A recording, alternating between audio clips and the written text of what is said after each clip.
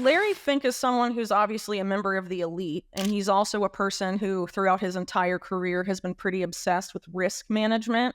So I think, whatever this new financial system is, it's that he is, part of this group that's proposing this. Ultimately, is about trying to enable BlackRock to continue its massive expansion to own, essentially everything. Don't trust Wall Street giants because they become that powerful on Wall Street because they, are pretty cutthroat and criminal. How I first started writing about Larry Fink was because of his involvement in this relatively open plan to create a new financial system, which, among other things, doesn't just rest on the MDBs, but also on the development of global carbon markets. Whitney Webb, an independent journalist and researcher, and a critic of the global financial system. In this video, Whitney Webb will share her insights on how is BlackRock CEO Larry Fink part of creating a new financial system under the Glasgow Financial Alliance for net zero? How did this benefit Wall Street giants, possibly imposing a global debt slavery model in the name of sustainability? How does the proposed system depend on digital control mechanisms, posing risks to privacy and sovereignty?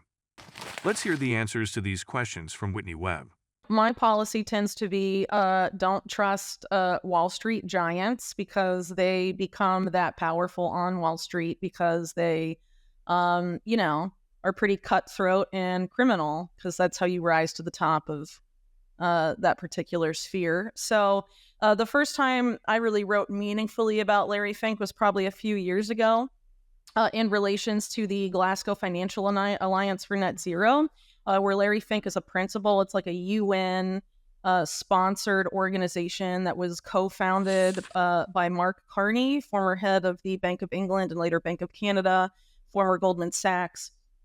And also Mike Bloomberg is a big figure there, the former mayor of New York and a well-known billionaire who, started off at Salomon Brothers. So these are essentially bankers developing what amounts to a major component of UN-sponsored policy directly related to their climate change policies. And basically what GFANZ proposes is creating a new financial governance system, seizing what they call the new Bretton Woods moment, basically, recreating the global financial system and also reimagining the multilateral development banks, like the World Bank, the IMF, et cetera, which came out of actual Bretton Woods, right? So they want to move all of that into a new paradigm. Larry Fink's been particularly vocal about that. And what GFANZ proposes specifically is merging the members of GFANZ with the multilateral development banks as a way to basically use the same debt slavery model that the MDBs have been criticized for using. But instead of using it to further U.S. empire or the dollar and things of that nature, it's instead the proposal is to use it to create better enabling environments in countries for the green investments of these large financial institutions and asset managers. So it's basically like perpetuating the same model of the MDBs, but having basically Wall Street run it under the guise that it's a planetary necessity and that we can't get to net zero without this, which frankly, if you look into the explanations for that, there's no way that's the case. But that's, how I first started writing about Larry Fink was because of his involvement in this relatively open plan to create a new financial system, which, among other things, doesn't just rest on the MDBs, but also on the development of global carbon markets, which comes up in this particular piece in a pretty meaningful way. Larry Fink, the chairman and CEO of BlackRock, the world's largest asset manager with $9.5 trillion in assets, has been a vocal advocate of sustainable investing and climate action. He has also been a critic of the MDBs, arguing that they are not doing enough to mobilize private capital for green projects in developing countries. He has called for a new financial architecture that would enable the MDBs to partner with the private sector and leverage their balance sheets to scale up climate finance. GFANZ was launched in April 2021, ahead of the COP26 summit in Glasgow, to unite over 160 firms from the financial sector with a total of $70 trillion in assets to support the transition to net zero emissions by 2050. GFANZ is led by Mark Carney, the UN Special Envoy on Climate Action and Finance, and consists of several sector-specific alliances that cover banking, insurance, asset management, and pension funds. Wait a minute, everyone. Welcome to Bitcoinzilla, your platform for daily cryptocurrency analysis and news. Our mission is to keep it simple. Bitcoinzilla offers engaging information that is easy to understand. Our analysts keep their eyes on the latest news to provide valuable insights via email. Don't miss out on this opportunity. Join our community of 10,000 subscribers and experience the new edge with Bitcoinzilla. Subscribe now.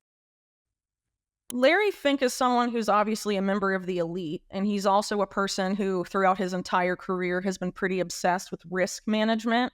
So I think, whatever this new financial system is, it's that he is, part of this group that's proposing this.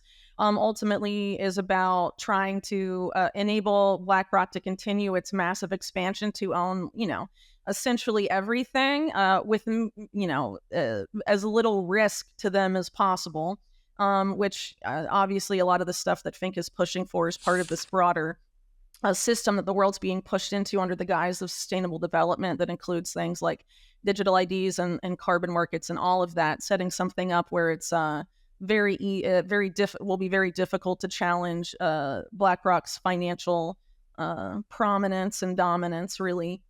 And anything that Fink and others would view as a risk to, their current trajectory, I guess, they don't really have to worry about people or movements like that as they enter into and sort of impose upon us these new systems, which includes, some of these forms of digital control, like the CBDC and their private sector equivalents, for example, programmable surveillable money, and, tied into the digital ID thing. All of this, as is noted in the article, is meant to interface with, global carbon markets and the multilateral development banks that Fink has been targeting in particular through GFANs, and also BlackRock itself has been pretty focused on them. They're seeking to, the World Bank is developing climate wallet functionality and a lot of this other infrastructure on which global carbon markets would rely, and are also sort of attempting to become the main data storage for the digital ID system as well. So a lot of big moves are being made through these institutions for part of this new global financial governance system, as GFANS calls it. Digital IDs are a form of identification that can be used to verify a person's identity online or offline, using biometrics or other data. Digital IDs can have various applications, such as accessing public services, opening bank accounts, voting, or traveling. However, digital IDs also raise concerns about privacy, security, and human rights, as they can enable surveillance, discrimination, and exclusion. And do not forget to subscribe to Bitcoinzilla. The most important news will reach your inbox on a daily basis and for free. Not know why you haven't subscribed yet? If you liked the video, give it a thumbs up and subscribe for more daily updates. Remember, knowledge is power, and we're here to empower you on your financial journey. Until next time, happy investing.